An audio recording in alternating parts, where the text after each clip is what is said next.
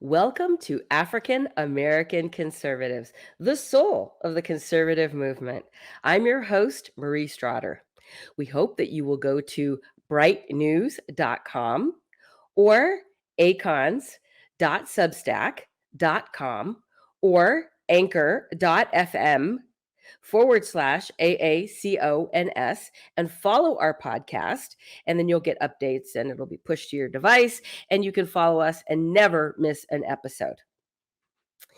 Now, though I'm going to give you the traditional bio for today's guest, I have to preface it with some context. I grew up in a very liberal household in California. I often joke that the only two major sins growing up were to root for the dirty Dodgers and to vote anything other than a straight Democrat ticket. But as many of you know, I became a Christian during my first year of college, and that shifted my worldview in a major way, as it should. And it would still be, however, about 20 years before I voted for my first Republican candidate. And then I heard about this amazing man who was going to challenge Barbara Boxer for her Senate seat. So I volunteered for this campaign and made some amazing lifelong friends. And truly, the experience changed my life. I became politically activated, and the trajectory of my life dramatically changed. Our guest today is that candidate that I volunteered for, and someone I consider a political mentor, and probably one of the greatest geopolitical minds of our time. The Honorable Chuck DeVore is the Chief National Initiatives Officer at the highly respected Texas Public Policy Foundation. His work on economics, national security, and politics appears frequently in the Federalist, where he is senior contributor. He is the author of the novel China Attacks and the nonfiction book Prosperity in the Lone Star State and Lessons for America. He is a retired U.S. Army Lieutenant Colonel and served as an elected member of the California State Assembly from 2004 to 2010. His latest novel is entitled Crisis of the House Never United. He is married to one of the kindest women that I know, Diane, and they have two wonderful daughters.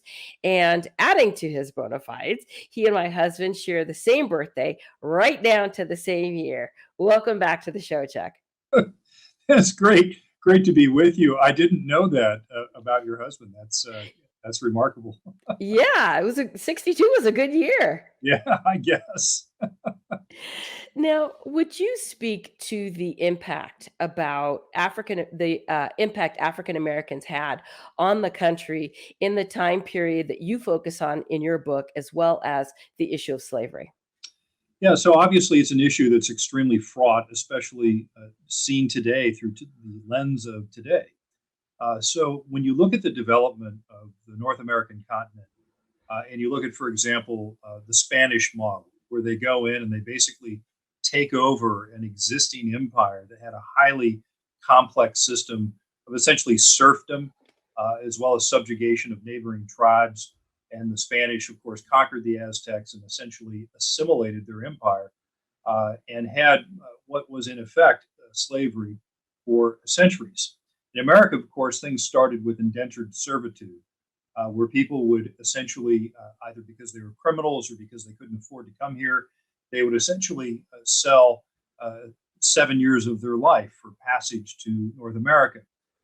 And as we know, and as has been significantly discussed with the so-called 1619 Project in the New York Times. By the way, most historians will tell you that significant portions of that are entirely fictional. Yes. But eventually, the indentured servitude was replaced with the system of bringing over people from Africa, purchasing people who were captured on the battlefield or conquered in Africa, paying and bringing them over in often horrific conditions for use in agriculture and light industry in America. You also saw that in places like Santo Domingo, which is modern day Haiti. where the conditions, because of the nature of growing sugar cane in the tropics, were terrible. They needed an enormous supply of new people all the time because the slaves there would die very rapidly. So in America, then, in the time frame of this new book of mine, The Crisis of the House Never United, around 1790, slave labor was primarily used to grow indigo and tobacco and rice and cotton. And the profit margin of that wasn't exceptionally high. And what happened in just a decade or two is you had two things happen. The cotton gin was invented, and the cotton gin allowed the growth of a kind of cotton that had a lot of seeds in it that was very uneconomical to grow because it took too much labor to remove the seeds. But the cotton gin would allow you to take the seeds out. And that kind of cotton grew in far larger areas than the previous cotton that was grown only along the riverbanks.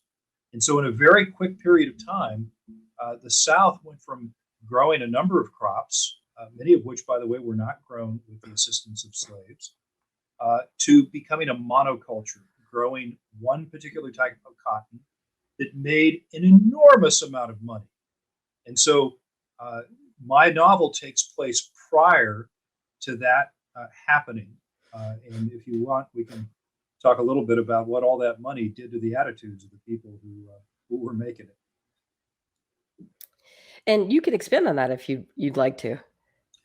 Well, I mean, one of the things, again, I think our attitude about race relations and slavery is, again, colored by Civil War history and a lot of, in my opinion, revisionist historians who wish to cast the United States as having this original sin of slavery. Never mind, of course, that this was the British Empire that it started it. We weren't an independent country yet. So what had happened in the period from the invention of the cotton gin to 1860 with the advent of the Civil War is as the South went from a varied product of agriculture, and remember, this is all pre-industrialization, so agriculture is the main way of making money because industry hadn't yet really even been invented. So the South went from growing these four main crops to just growing cotton, and the profit margin went up massively. And so what happened is people whom just a generation earlier thought that slavery was a sin, thought that we would get rid of it eventually, that it was just as corrosive for the master as it was for the slave because of what it would do to the master's, basically eternal salvation and to them, as a person, that it corrupted them. And they went from that attitude, a contrite attitude that, well, we was bestowed upon us from the British. How do we get rid of it? It's terrible. To a hardened heart, where people began to rationalize it as a positive good because the profit margins went up so significantly for that very small percentage of people in the South that owned property in people. I mean, it's hard for us to understand today in modern America, although, of course, there are hundreds of thousands of people living in slavery around the world today in Asia and Africa and other parts of the world. But it is still hard for us to understand even having the concept of owning someone else. I mean, that's just insane. And I think one of the important things that I'm trying to get out in the book and that I'm hoping people take an opportunity to learn is that at the beginning of the United States of America, where you have Thomas Jefferson, who did own slaves, mostly writing the Declaration of Independence. Some people think that Thomas Paine may have had a hand in helping out, and others. You have that preamble of the Declaration, which Dr. Martin Luther King Jr., of course, even cited, which is that we hold these truths to be self-evident, that all men are created equal. And all men means all people. And it wasn't until the Dred Scott decision by Chief Justice Taney that you really had this fiction, this thing that was created whole cloth, that even denied the basic humanity of the slaves that were living amongst us at the time. And so part of what I'm trying to do with my book is to present an alternative history of what happened in the United States when the Constitution wasn't ratified and when things kind of went off the rails early. And you have this regional conflict between North and South that is not based on differences over slavery, but rather on other differences. You wrote about the belief of some about an impending national divorce because, quote, our constitutional order appears to be breaking down, end quote. Would you expand upon these thoughts? Why is our national order crumbling, and how likely is it that it will lead to a national divorce?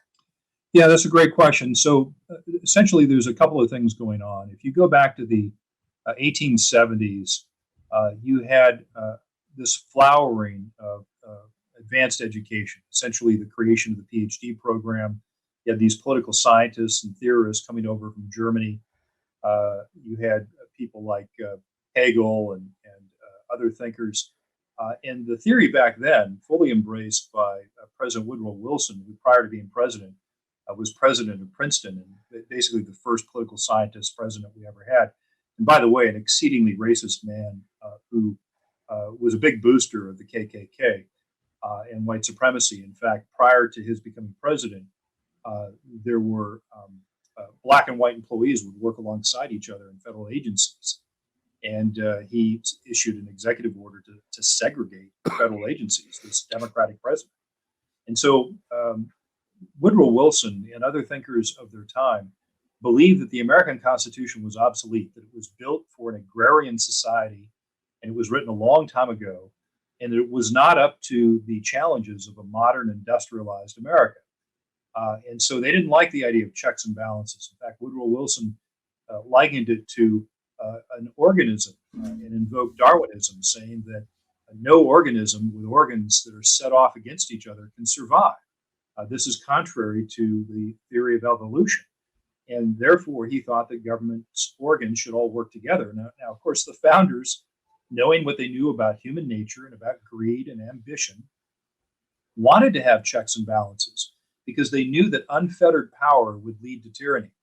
And so, at the federal level, ideally, we're supposed to have three co equal branches, each separate, each with their own powers and prerogatives that they jealously guard between the legislative branch, which is Article 1, the executive branch, which is Article 2, and the judicial branch, which is Article 3.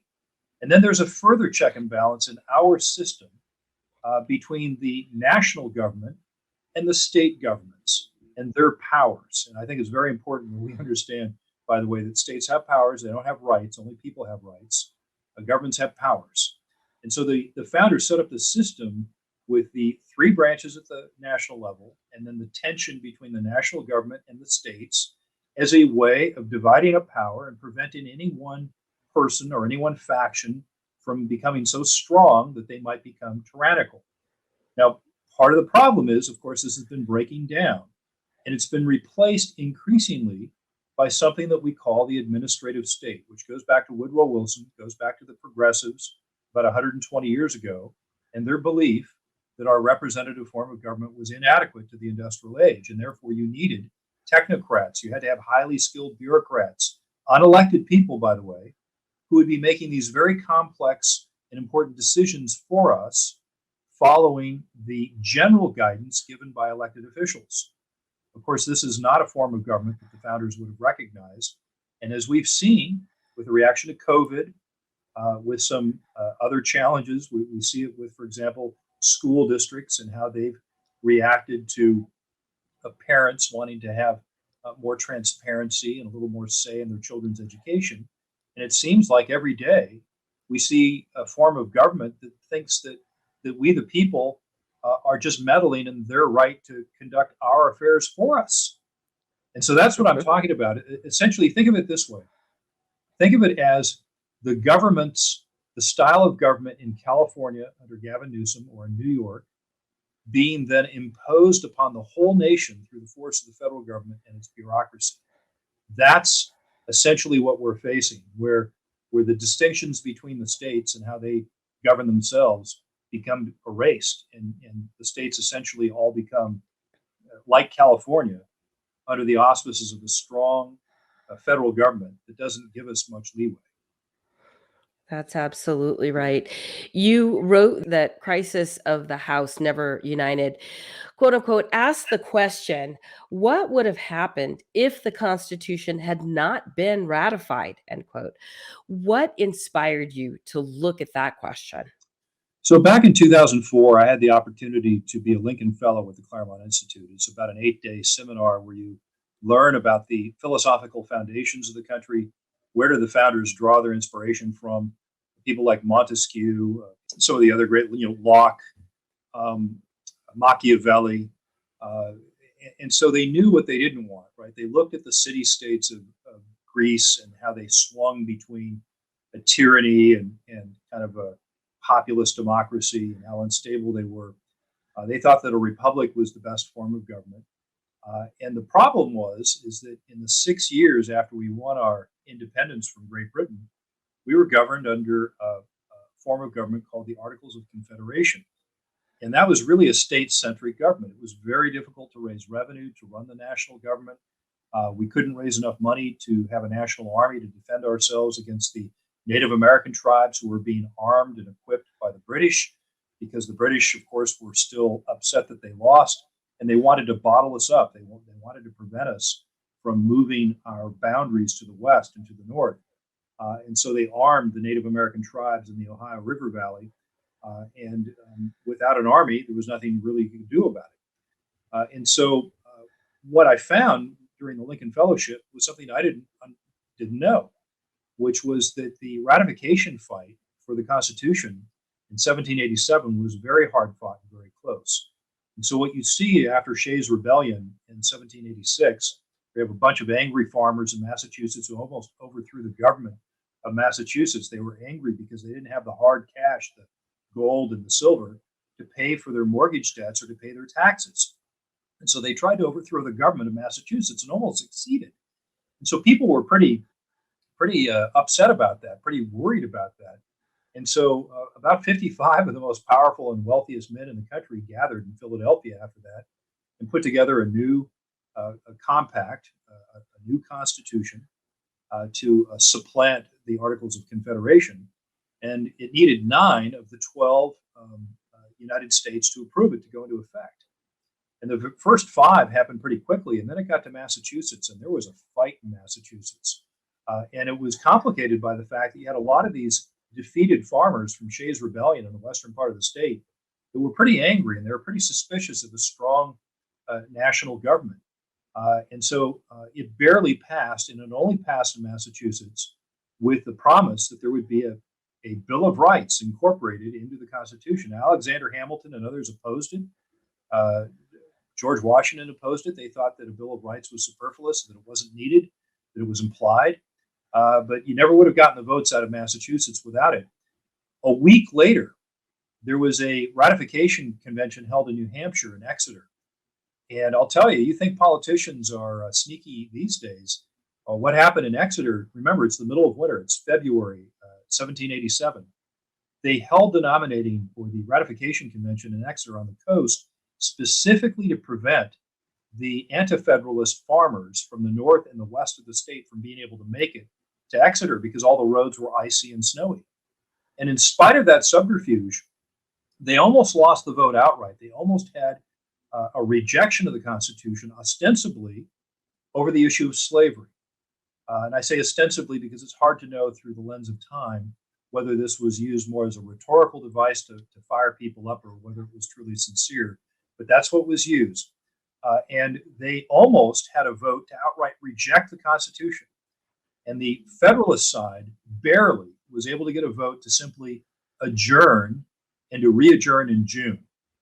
And shockingly, even after that bad faith effort trying to prevent the farmers from making it to Exeter, eventually they did, in fact, ratify in June. But then right after New Hampshire came Rhode Island. And Rhode Island put the Constitution out to a vote in these town hall meetings. It was like a referendum.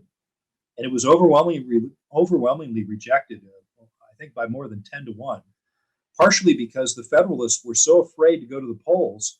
They thought they would be tarred and feathered and attacked if they went to the polls, because in Rhode Island, a mob of people had taken over the legislature recently. They just ejected the lawfully elected legislature and just showed up and said, "We're the legislature now. What are you going to do about it?" And so things were pretty crazy back then. And so when George Washington heard the news about New Hampshire rejecting, and then Rhode Island rejecting, which was probably a little more expected, he was devastated because they needed 9. They had 5 really quick, and then they lost 2. So that was 7, right? With 5 to go, and you need 2 more for ratification. And so in my book, that whole process starts to break down because in my alternative history, Shays' Rebellion was a little more violent than it was historically. And the reprisals under Governor Baudouin of Massachusetts were a little more harsh than historical. And that sets in motion a chain of events that causes the ratification to go off the rails. I want to pivot a little bit.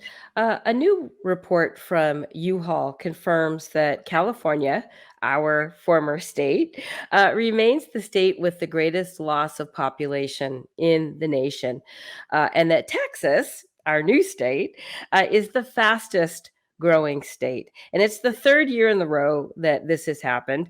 California has lost 2 seats because of the hemorrhaging. What does that portend for Texas and the political complexion, if you will? Yeah. So we've polled on this at the Texas Public Policy Foundation, and other entities have as well, because people are naturally worried that these newcomers might swing Texas political climate to the left. So far, the evidence would seem to suggest that the new arrivals to Texas are slightly to the right of native-born Texans, which I think makes a certain amount of sense when you think that it's a big commitment to move to another state, especially another state that may have a completely different culture than the one you left behind and is a long ways away from friends and relatives. And so you certainly see that with the diaspora coming out of California, Maria, like you and me. And so I think we're part of that wave of people who have moved to Texas that are slightly to the right of the native Texans. Now, what's interesting, I had a piece that just appeared today in Fox News that talked about Governor Gavin Newsom making this outrageous claim during his inauguration on Friday that California is, quote, the freedom state. And I write in Fox News that the governor of California is conflating the difference between freedom, as the founders would see it, liberty to do the right thing, with libertine concepts. In other words, being able to do anything you want to, regardless of the consequences. And so now here you have a state that will pay young women, pay their expenses to fly to the state, and potentially procure a late-term abortion. Yeah. It'll help you if you're the parent of a child and you traffic a minor child to California to become like the James Younger case. Yes. To become castrated or have a double hysterectomy or a hysterectomy and a double mastectomy, right? That will take your doctor's license away from you if you talk about COVID-19 in a way that's not approved by the authorities, contrary to the tenet of the First Amendment and to the scientific method. So that's California. And Marie, California now bans official state travel to 23 states. Get this, I put this in the article. Of the 10 fastest growing states in the nation, 9 of the 10 are on California's ban list. The only one that isn't is Washington State, which doesn't have an income tax, but because it's on the Pacific coast, is a little more left-wing socially, so therefore it's not considered evil by the California authorities. So it reminds me, Marie, of a certain verse, and I'm going to paraphrase it here, where the good is evil and the evil is considered good. So here we have California that is labeled 23 states evil, and yet, of the top 10 fastest growing states, 9 of the 10 are on that list. So it doesn't seem like the rest of Americans view those 9, including Texas and Florida, as bad places to go and raise families, right? If they're so bad, why are people moving there? You know what's really interesting about that too, and I have a hard time explaining this to people, but when people think of California, they think about it as being so liberal, but you and I both know that that has a lot to do with the urban population centers like the Bay Area and like LA. But if you go out of those areas, California is pretty red, and I would think that those are a lot of the people that are moving to Texas and Florida and these other states because they are seeing the policies of California just that are simply destroying. It's a political Right. agenda rather than trying to boost the economy of the state that's been bankrupt for over a decade. Or really do any sort of significant policy work to improve the lives of its citizens. The schools are terrible and they've been terrible. Just life in California is not good for the citizens. But yeah, let's go make it an abortion sanctuary. Yeah, let's go make it a trans sanctuary. Let's spend money on that. Let's have illegal immigrants be able to serve on juries and get all kinds of benefits and driver's licenses and those kinds of things. Let's be woke, but let's not do anything to really effectively change lives. Right, and Marie, even of course, all across the country, the rural areas do tend to be more red. But even with these urban areas, just think of it this way: look at the greater Los Angeles area, some 15, 20 million people. Even if they vote 75 to 25, liberal to conservative, right? At 25% of 15 million people, you're still talking about almost 4 million people, which is greater than the population of most states. And so a lot of the people leaving are those people from the urban Yes. cores who just keep their mouths shut because they don't want any trouble at work, right? They don't want to be canceled. And frankly, it gets weary after a time, not wading into political discussions amongst your friends and colleagues at work, Yeah. minding your P's and Q's, biting your tongue. That's not a fun way to live. And so many of them decide to move. There's a poll that's done, I think, out of UC Berkeley, I think every other year, looking at political attitudes in California. And what they find is that among conservatives, the number one reason why they are thinking about moving out of California is because of political repression. They're just tired of always having to look over their shoulder and being quiet. Of course, number two and three are the high cost of living and high taxes, specifically high housing costs. So it's just Yes. interesting when you see that among the young people of California, it's the high housing costs, and that's of people who are both to the left and to the right, who are young because they realize very few of them are ever going to be able to get a start in California because government policies have made the price of housing out of reach for the average Californian. That's absolutely right. You and our good friend Ellen West are really the only two people that I have heard sounding the alarm for many years now about the great geopolitical threat raised by China. Why haven't more been speaking up? And what can we do to Yeah. stop the land grab here in Texas by the CCP?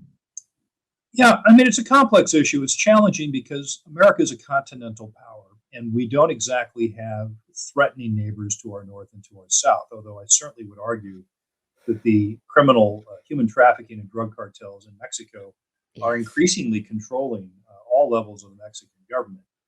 So Mexico, unfortunately, will start to intrude into our national consciousness, I think, here very soon. And so, generally speaking, Americans have the luxury of not worrying about the rest of the world. We don't generally learn other languages. We don't generally travel abroad as much as do Europeans or Asians. And so we're insular. And so we don't think much about China. And to the degree that we do, it's the people within our business community who've made a lot of money by deindustrializing America, by shipping jobs overseas, largely to coal fired China, where things can be made very cheaply and then imported back into America. Ironically, if you're concerned about climate change and you think that man caused CO2 is a problem, generally, by the way, I don't. But if you are concerned about that, then you should certainly be concerned about all the industry that we've lost to China, because virtually everything there is made with coal-fired power. Hmm. And it's not even, they don't even have scrubbers on the coal. So people end up getting lung disease and problems from that. So I think there's been a lot of money made. And it's only until recently where people are finally beginning to wake up to the fact that the Chinese Communist Party has had a long term plan to become the number one nation on the planet.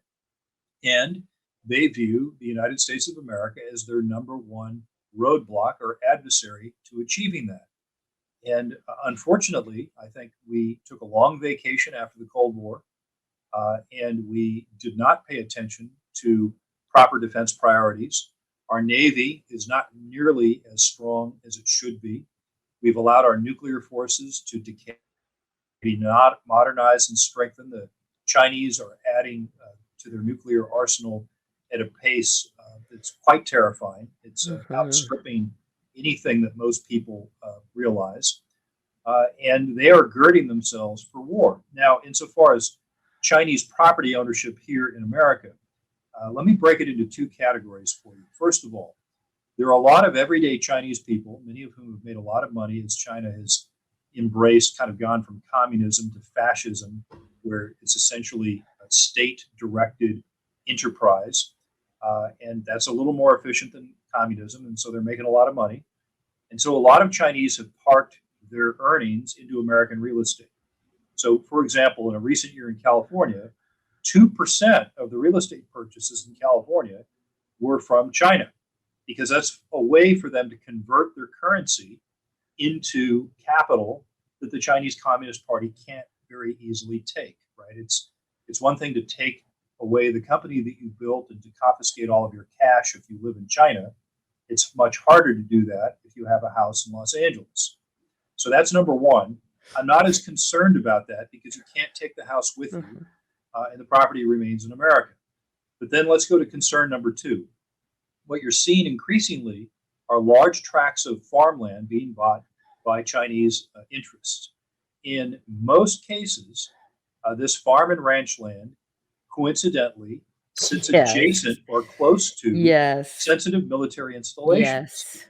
which is quite troublesome because who knows what sort of intelligence gathering equipment or jamming or other types of equipment might have been brought into that piece of property that could allow China to gain an advantage for the first few critical days of the conflict. We have talked about that quite a bit, particularly, I think it's Laughlin Air Force Base and some of the other places. That is a very, very salient point that you bring up, and especially as we've been talking about TikTok and some of these other companies, the surveillance is really a critical point. Now, one of the things that I want to talk about is that yesterday started our biennial Texas legislature, a legislative session. Do you have any predictions for this session? Well, yeah, that's always a big risk, isn't it? You make predictions and then people remind you of them later. So if you look at the governor and the lieutenant governor and the speaker of the House, if you look at the fact that we picked up one seat, I say by we, the Republicans or Yes. conservative-minded people picked up one seat in each House. I'm expecting you're going to see more productivity out of this House and Senate than you have in years past. You have a fairly large budget surplus. There's a lot of talk, especially by the governor, of using a substantial portion of that to buy down property taxes, which, Wonderful. as you know, in Texas, Yes. we don't have this Prop 13 that Californians passed clear back in 1978. There was some modest restraints put on property taxes in Texas 4 years ago during session that we were a big part of helping to craft and encouraging the legislature to pass. But that's a half measure. It's only kind of slightly restrained the growth of local property taxes. So that's something we'd like to see. Parental empowerment, we think that there's a great chance that you're going to see movement on that very key issue.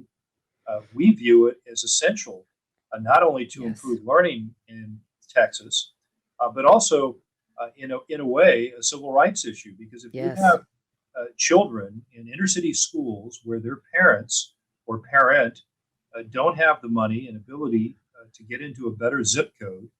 In many cases, their children are consigned to a subpar education. And then you have the specter of multi generational poverty.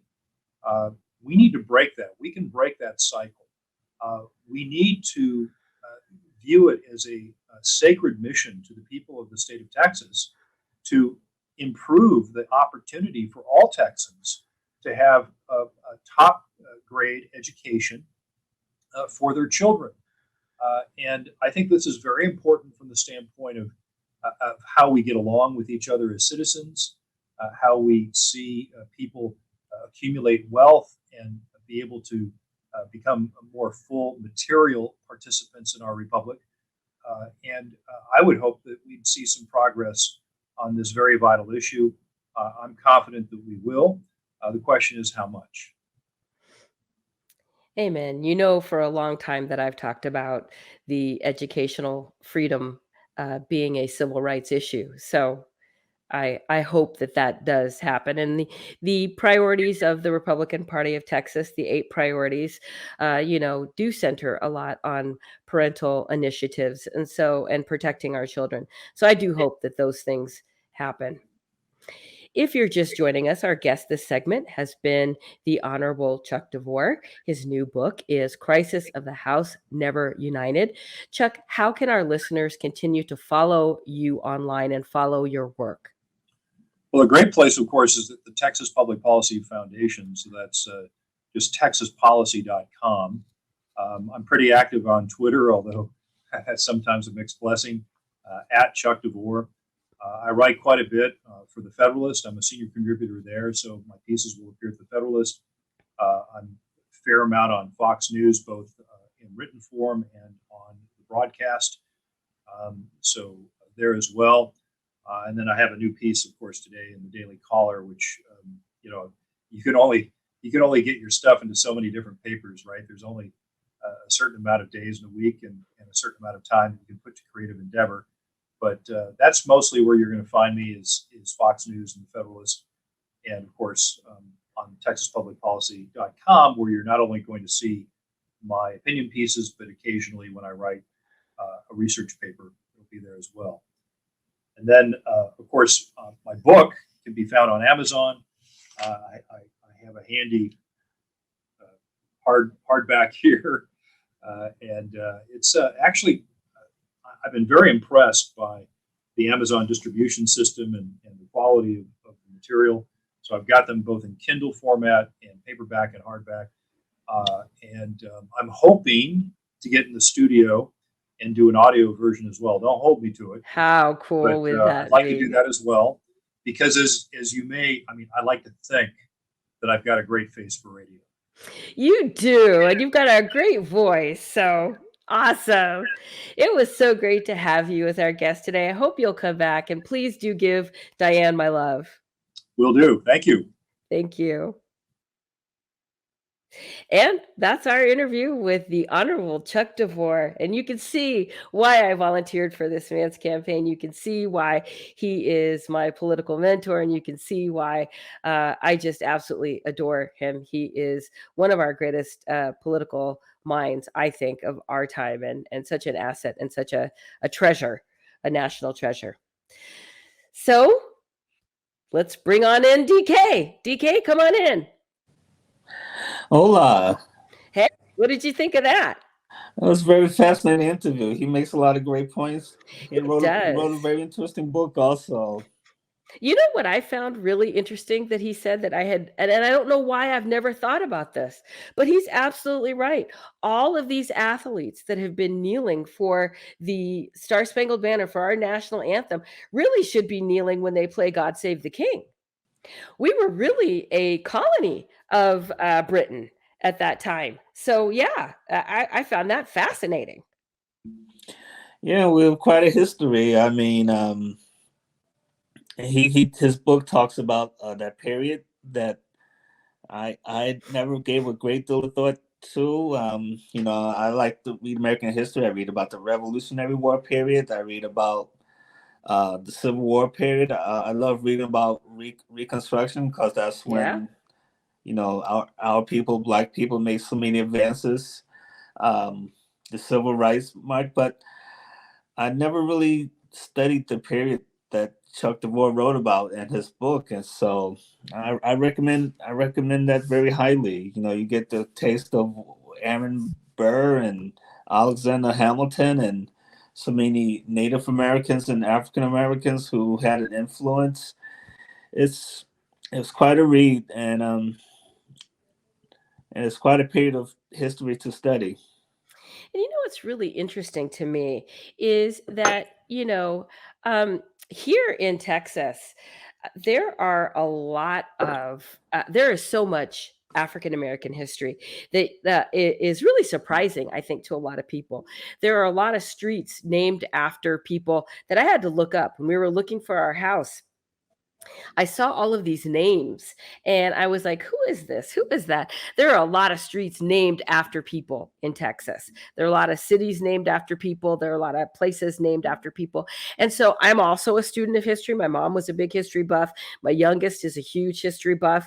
And so I looked all of these people up, and I was surprised to find that a number of them were African Americans who had some significant contributions to Texas. So I find it all really fascinating, and how our country, you talk about these athletes again who have disparaged this country. But this country has been a land of opportunity for a lot of us, as you have said. And so I feel like we really need we would be doing ourselves a great favor if we studied more of history. Speaking of historical figures, I was reading Chuck DeVore's book, Crisis of the House Never United, and I came across this name that I couldn't believe was a real person. There was a famous chef, an African American chef during that time period, and his name was Chef Cuffy Cockroach.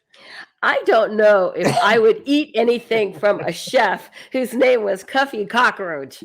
Yeah, Chef Cockroach. I don't think that I would eat anything from a Chef Cockroach. I don't know about you, but I grew up in public housing. So I'm just going to say the relationship with cockroach, no, no, no, no, no, no. So you're not interested in going to the Cockroach Cafe or no. having a cockroach special for the night? Or? No, thank you. Oh, to this day, I have nightmares. So okay. That was a great interview. I hope that Chuck will come back and talk to us again. In the meantime, this is African American Conservatives, the soul of the conservative movement. You can find us at brightnews.com. Also, you can find us at anchor.fm/AACONS, and also at acons.substack.com. Until next time, it's Marie. This is DK. Wishing you a good day. Take care.